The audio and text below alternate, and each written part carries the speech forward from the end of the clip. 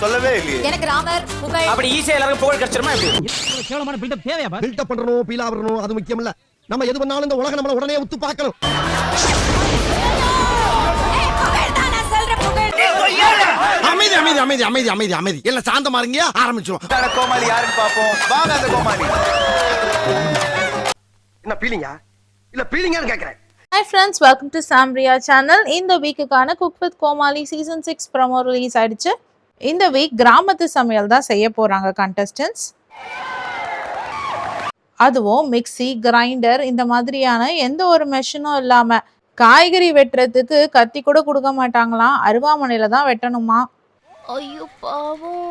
அந்த அளவுக்கு பாரம்பரிய செய்முறையில நவதானியங்கள் வச்சு சமைக்கிறாங்க இந்த வாரம். இந்த வீக் எப்படி இருக்க போகுதுன்னு நம்மளுக்கு சில ஐடியாஸ் கிடைச்சிருக்கு. வாங்க அதை பத்தி டிஸ்கஸ் பண்ணலாம்.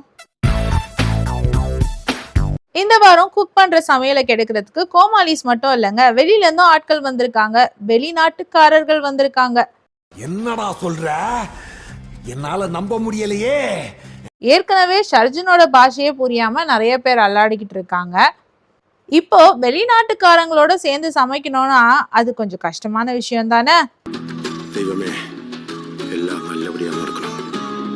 இந்த குக்கெல்லாம் நினைச்சாலே ரொம்ப பாவமா தாங்க இருக்கு. எப்பவுமே இந்த போட்டியில இன்ஹரன்ஸ்னு ஒண்ணு கொடுப்பாங்களே, அதுக்கு பதிலாக தான் இந்த வெளிநாட்டுக்காரர்கள் வந்திருக்காங்கன்னு நினைக்கிறேன். அப்படியா? இவங்களை வச்சு குக்கெல்லாம் எப்படி சமைச்சு முடிக்க போறாங்கன்னு தெரியல. இப்போ பேரிங் பத்தி பாத்துடலாம். இந்த வாரம் புகழ் அண்ட் ஷபானா பேரிங் இல்லைங்க, அது வரைக்கும் சந்தோஷம். தெய்வமே தெய்வமே நன்றி சொல்வேன் தெய்வமே. புகழ் இந்த தடவை மதுமிதாவோட கை கோத்திருக்காரு. ராமரண்ண சுந்தரி அக்காவும் டாலியும் ராஜுவும் பேர் ஆயிருக்காங்க. பிரியராமன் மேமோட பூவையார் பேர் பண்ணிருக்காரு.